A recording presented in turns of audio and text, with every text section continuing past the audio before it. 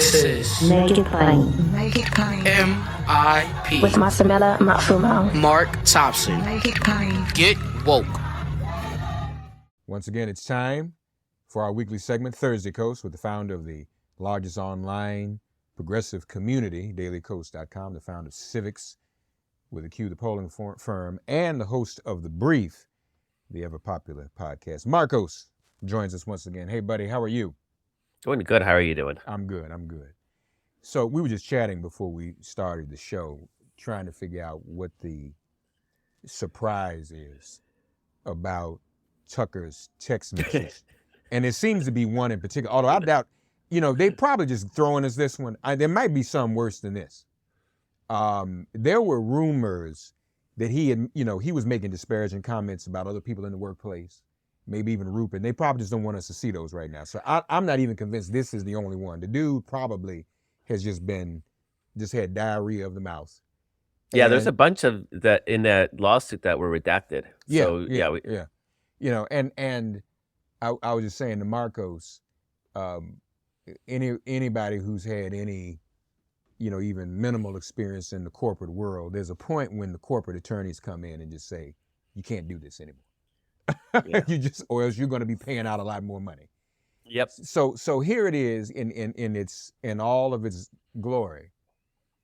This is what he tweeted, and the dude has a problem, clearly. And we'll deal with that. But this is what he wrote, January 7th, 2021. A couple of weeks ago, I was watching video of people fighting on the street in Washington.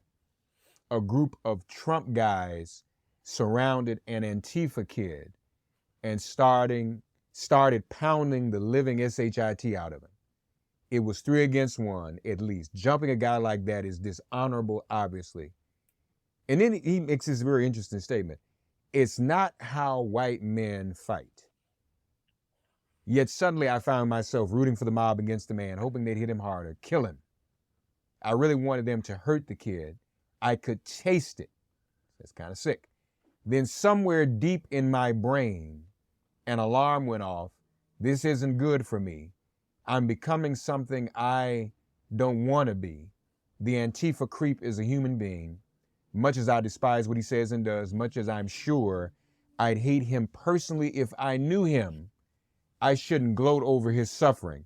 I should be bothered by it. I should remember that somewhere somebody probably loves this kid and would be crushed if he was killed. If I don't care about those things, if I reduce people to their politics, how am I better than he is? That's the text. I'll let you have first go with that. I mean, it's vintage Tucker. I mean, he's said, not only has he said things like that on his show before, but worse than that on his show before. So I don't understand why that would be the trigger to let them go, unless Fox brass assumed that Tucker's show was all an act. And as long as he wasn't like that in real life, it was okay. As long as he was just playing to the roofs for ratings, that was fine. That's the only reason that would make sense, because there's nothing about that he hasn't said, and much worse than that, actually.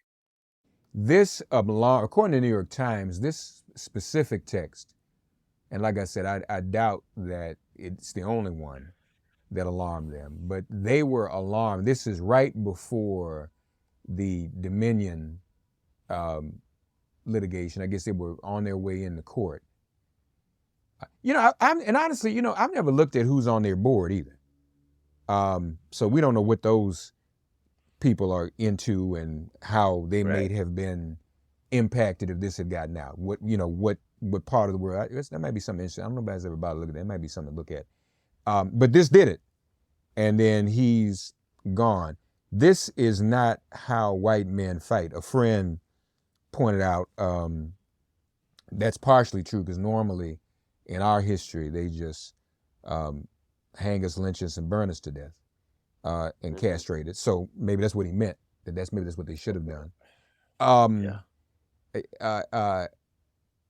And then what it also curiously does not say, and this might have something to do to it too, Marcus, while we're talking about this out loud, this might have something to do with it too. It doesn't say to whom the text was sent. Oh, and that might be an issue.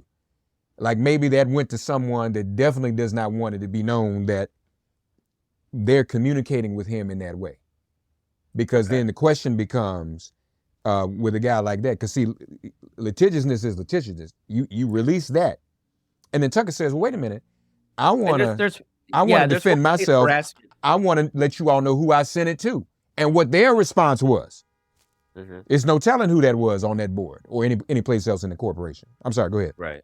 No, I was just gonna say that there's workplace rules and laws where if you're creating a hostile work environment, that could become a problem. So he could be saying on air because that's a business function of Fox News. But if he's sending that same material to an employee who feels uncomfortable by it, it's a whole different equation at that point because that's no longer a workplace or a business requirement.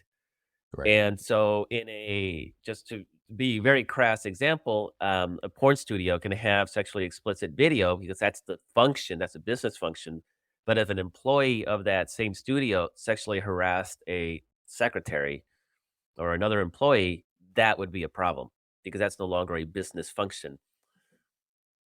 So maybe racism is fine on the air, but not fine right. employee to employee. I had, and when I was on Sirius XM, I had that experience once. There was briefly, there was a producer of mine, she ended up leaving, who applied for the job for my show.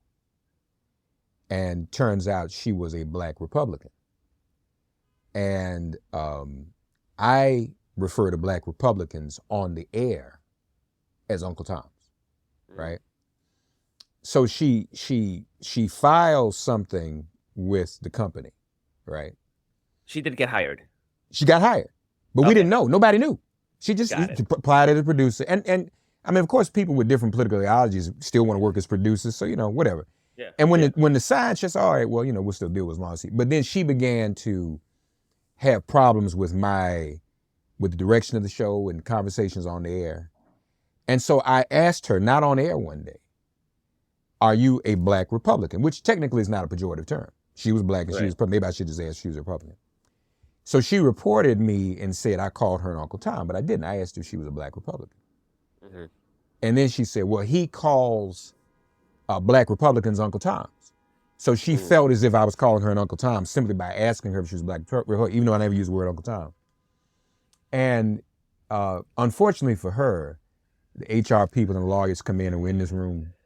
I mean, I'm getting to this. It's sort of a funny story, but probably wasn't to her. They say, well, Mark, you cannot, we know you didn't call on Uncle Tom, but just to be clear, you can call anybody an Uncle Tom on the air, right? But not in the workplace. Yep. And they said it once, but then they kept saying it as if it was sort of mocking, like if you call her an Uncle Tom to her face in the workplace, you can't call her an Uncle Tom. But you can call anybody an Uncle Tom on the air, but you just can't call her an Uncle Tom. And they kept saying it. And people were trying to keep a straight face, right? This is a true story. And I'm like, wait a minute. I said, why y'all, I got it. Why y'all keep saying it over and over again? Yeah. So we'll make sure you understand. You can't call her an Uncle Tom in the workplace, but you can call anybody an Uncle Tom on. So I said, okay, I got it. And needless to say, she didn't last very long. But in fact, this was during the time when, you remember, Markos and I have been doing this over a decade, and we love to make each other laugh. You all remember what was the woman running for Senate? Was it I forget where it was. Oh, Delaware? But she was a witch. Remember? Yeah. She was what was her name? Christine O'Donnell? Something like that. Yeah, she was a witch. Yeah, I think it was Christine O'Donnell. And this particular producer had some sympathy for her and was a student of, and I really held my mind, I'm a minister. At one point, she accused me of being insensitive to other faiths, like the Wiccan faith. Right. And Wiccan is the witchcraft faith. And I really had to stop back and say to myself, what, really, am I discriminatory against witches? I didn't know. But that was an interesting experience for me. And I even thought for a minute, well, maybe I need to embrace more witches. And she wasn't even a witch. She was just right. Weird where There was somebody accused her of being a witch, and so Right, she right, put out a TV ad right. saying, "I'm not a witch." Right? You don't pay to repeat the attacks against you. Right. So I wasn't even like, "Oh, Wiccans are bad." It's just making fun of her, just how incompetent she was Right, in right. handling the whole situation. So last part of the story is she wanted me, the young lady wanted me to put some people of the Wiccan persuasion on the show. And Defend Christina. yeah, now again, I'm the guy. Well, not as that. She wanted me to be open, just try to educate the audience about the Wiccan piece. Now, remind you, I'm the guy who was, if you all remember, I was one of the first prominent members of black clergy to hold a show, have a show, host a show, and have guests on endorsing and promoting marriage equality. This is before Biden this few years before Biden did what he did and made Obama endorse it. And it was not a popular thing to do. So I'd done that, and I brought some people with me, changed some minds. Some clergy called me Markos and said, "Mark, we wasn't with you on marriage equality. But if you start having witchcraft, and we are ministers, we're not gonna be with you on that one. You got to choose which one you gonna do." So literally, I had to make a strategic decision. Say, you know what? I can fight every battle. I can't fight every battle. I can fight some. Said marriage equality, we got that. We got the clergy on board, but I don't think I can get them. They're not gonna support me having witchcraft on the show. But anyway, that's what happened. But to Markos's point, that is true. When even in this broadcast, I mean, when you're doing this as a function, you can do it. Now you want to do it in the right way. We're not talking about killing people, but this is what Tucker's talking about, and he's saying that to someone, and we don't know who it is, and that probably was a factor. If there was somebody in that boardroom that he sent that text to Markos and they didn't knock it down, yeah, the attorney is going to say, you don't want this to come out. And any other text messages he sent all y'all in this room, that's all going to come out. And whatever your business is, I mean, honestly, we know what Chick-fil-A does, but we know Chick-fil-A can't afford to have somebody, and I'm not saying that they were, but let's just say hypothetically, he's texting a big corporate executive. They may agree with Tucker, but they don't want to see a stream of text messages where they are in writing agreeing with him about killing somebody in Antifa or, so you got to shut that down. So I'm sure there will be more to come out. There are other suits on the table, but so many. But more importantly, and it's the policy. So for example, after victory in North Carolina, there's been a setback. And now we see what's going on in Tennessee and states like that. You look at a place like North Carolina, where they're talking about setting us back even more and joining these other states. That's the real life, tangible, hands-on, everyday kitchen table effect of a Tucker Carlson.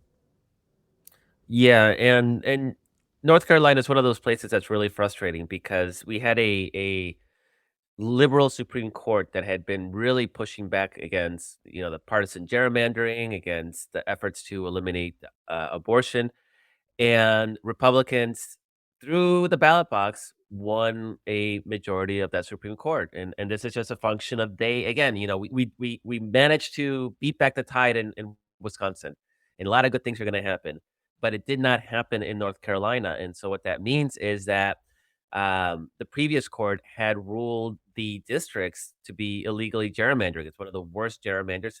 It gave what is basically plus 3 Republican states, so very, very light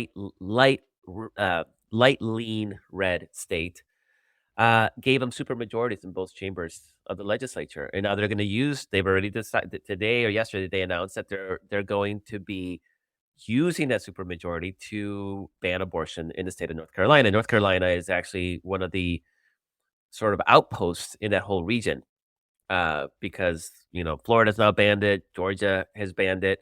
Obviously, Alabama, Mississippi. So North Carolina was a place, Kentucky, Tennessee, right? So North Carolina was sort of the oasis in that region, and now that's going to go away. And so one is kind of a disappointment that we didn't engage electorally and beat back that effort in a state that is close enough where we should have won those battles. But on the other hand, you have a Republican Party that has lost the last 3 elections because of the radical politics, and they lost last year in a midterm election where Republicans should have had a red wave, and they lost it because, in large part, because of abortion, and they are doubling down. And so what they're doing is, the silver lining here may be that there is a big chunk of North Carolina. By demographics, North Carolina should be definitely purple state, if not lean blue, by demographic. But young people don't vote at the rates that they should be. This may actually wake up that constituency the way that they did in Wisconsin and other critical battlegrounds. And so it may actually, again, and maybe Republicans with a short-term victory, but giving us the tools that we need to organize and grow that coalition and engage and activate that coalition and turn North Carolina into a blue state, because it can be done. But it just blows my mind that they are so trapped in their ideology, that in their bubble, and Fox News and Tucker Carlson are a big part of that they don't see those danger signs. I mean, even Donald Trump has sounded the alarm on abortion restrictions, saying that it's hurting the Republican Party. And Donald Trump is freaking stupid. If he can see the danger, if he can see, and he's the reason for that. It's his judges that are doing this. If he can see the danger, it's amazing to me that so many Republicans continue to go down this path and just really screw themselves electorally for the short term, for sure, and probably into the mid and long term. Yeah. What I don't understand, though, and I've never understood, we've talked about this before too, Markos, is what they don't get about math. And it's like they just are, they really are religiously opposed to mathematics and arithmetic. Yeah. What do they think they know that we don't know? So, for example, I mean, we went years, people like you and me, as allies and others as allies in the Roe movement, saying the sky's falling. And admittedly, there were those in our constituency that say, y'all keep saying that, but it's not really going to happen. Now it's happened. What do they think women are going to change their minds? Well, it's gone now, so you know what? We're okay with it being gone. And then the headlines don't stop, because each state is still getting more draconian. So they don't even know. It's kind of like the state legislatures become their own Marjorie Taylor Greens at the State of the Union. Okay, Supreme Court knocked it down. Just be quiet. No, we're going to push it in the states and come up with bans that are even more draconian. 2 weeks, when most people don't even know whether they're pregnant after 2 weeks. So I'm just really don't understand, who do they think is gonna, unless they've got their own math down to a science, where they know exactly the demographics in what districts that will keep the House in their pocket. But that's pretty much all they're going to get, is the House out of that, because you can cut up the House that way. You can't cut up the Senate that way. You can't cut up the Electoral College that way. I mean, one of the ways they deal with it is just they try to alter that math. So what we're seeing in Ohio and Missouri is that they're trying to change the ballot initiative rules so that you need 60% to pass a ballot initiative. Now, we saw in Kansas, blood red state, first state to vote on abortion, and it was a dramatic victory for the pro-choice crowd, right? It was a 59-41 decision, 18 points. That is an absolute, beatdown. It wasn't 60%. And so it's no mistake that, and of course it passed in Kentucky by 53%. So it's no mistake that Missouri and Ohio, they don't trust their voters. They've gerrymandered it so that they get elected. They still don't trust their voters on these issues that ideologically drive them, but don't particularly drive the entire population, the votes. So that's why they're trying to shift those votes. There is a growing sort of movement on the right to call out, you've seen that in the Weekly Standard. Ann Coulter was another one who is saying, guys, like, we won, like, keep pushing, and it's going to hurt us. It's going to hurt us. And so there's a bunch of conservatives that see the math. The problem is that math helped them for so long, right? They drove their voters out for decades. The last 50 years, they built their movement on anti-abortion in the church, in the Christian coalition. And the argument, it wasn't as simple as, guys, let's devolve this right back to the states. Like, that was never the argument, right? The argument was, Abortion is murder. It's a Holocaust. Millions of babies are being killed. And so it's really hard to go to people who, who've been conditioned to think of abortion as murder and say, it's only murder for the first, for the first 16 weeks. It's not really murder, guys. Like, it's only murder. Like, they've been conditioned that it's an absolute murder, right? So trying to find that compromise, because 16-week bans are horrible, but they are an easier sell. It seems they can make an argument that it's reasonable. I don't think it is, right? But there is an argument that they can try and make, and there are people that will buy that argument. Thing is, they cannot make that argument anymore. You cannot compromise on murder. Mark, I can be like, murdering people is bad, but you know what? Until they're 27, it's okay to murder them. Right. It's okay. Once they're 28, no more. Like, no more murder.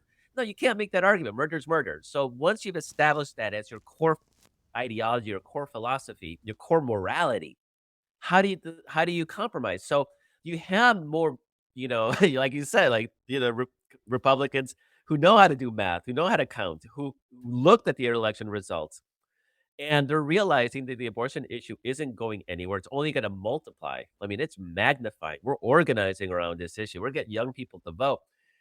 We won the Wisconsin Supreme Court race that revolved around abortion by 10 points, 10 or 11 points in a 50-50 state, in the most 50-50 state. So clearly it's an issue that motivates our side to vote. And they won. So it actually lessens their urgency on the issue. It's the opposite of, always when you're in the out, you're more you're more motivated to make things happen. So like you said, people are like, people keep saying they're going to ban abortion, but they never do. So I don't really care. It's all fear mongering. And then suddenly it happens. Now Right. Now you're Right. on the out. Right. So they're in the bind because they've conditioned their voters to think of this as an absolute, moral absolute. And you can't compromise on the moral absolute. You can't even look the other way. And I don't think they ever thought this was going to happen. Conservatives, not conservatives, Republican Party thought that this was an issue that we're going to keep using forever.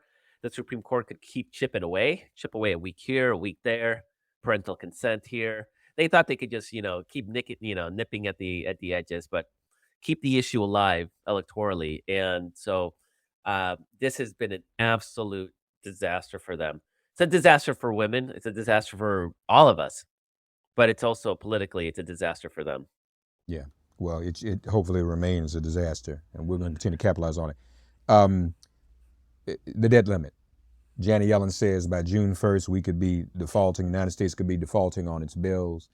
So Hakeem Jeffries says there's a way to do this without the leadership in the House. And it's called a discharge petition, but they'll need 5 Republicans to go along with it. I mean, is that far-fetched? Some of them might know their own math, and it they might have incentive to go ahead and jump on that.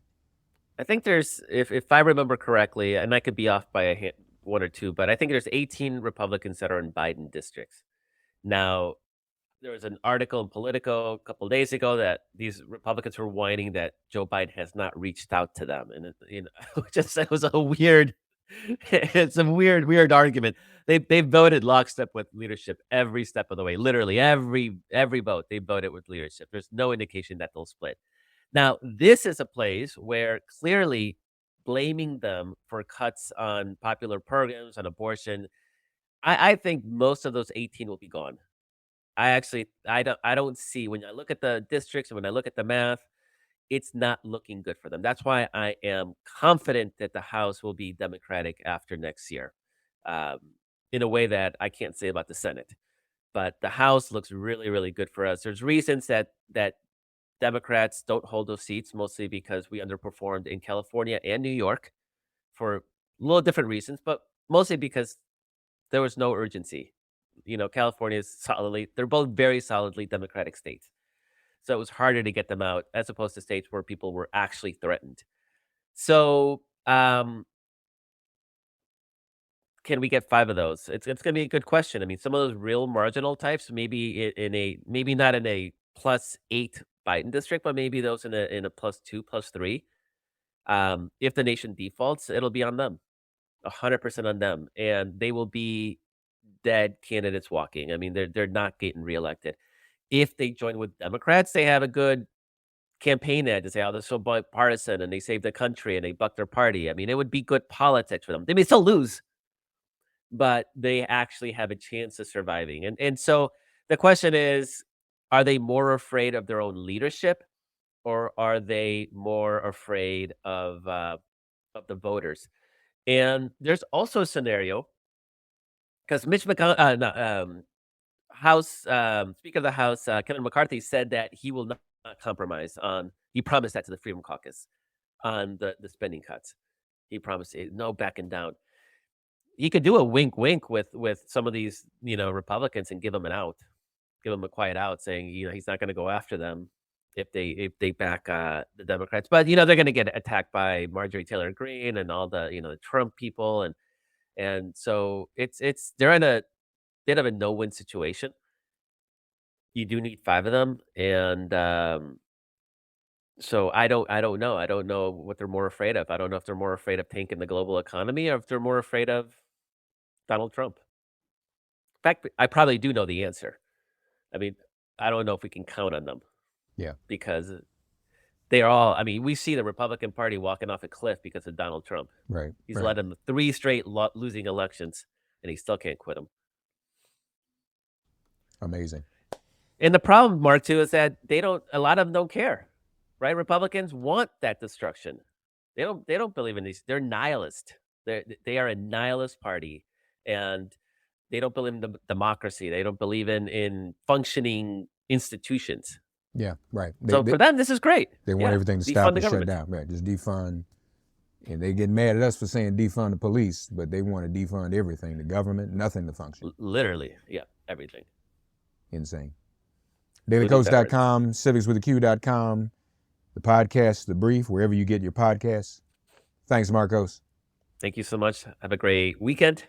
Thanks for getting woke and listening to Make It Plain. As always, perform an act of kindness on behalf of an elder or young person. Write a letter to a sister or brother who just so happens to find her or himself incarcerated. Offer libations to the ancestors upon whose sturdy shoulders we all now stand. And above all, give thanks to the God of your understanding by whatever name you call her and him. All God asks of us is that we give each other love. Thanks for giving MIP love. And please remember to subscribe and give us a 5-star rating. If all hearts and minds are clear, it has been made plain.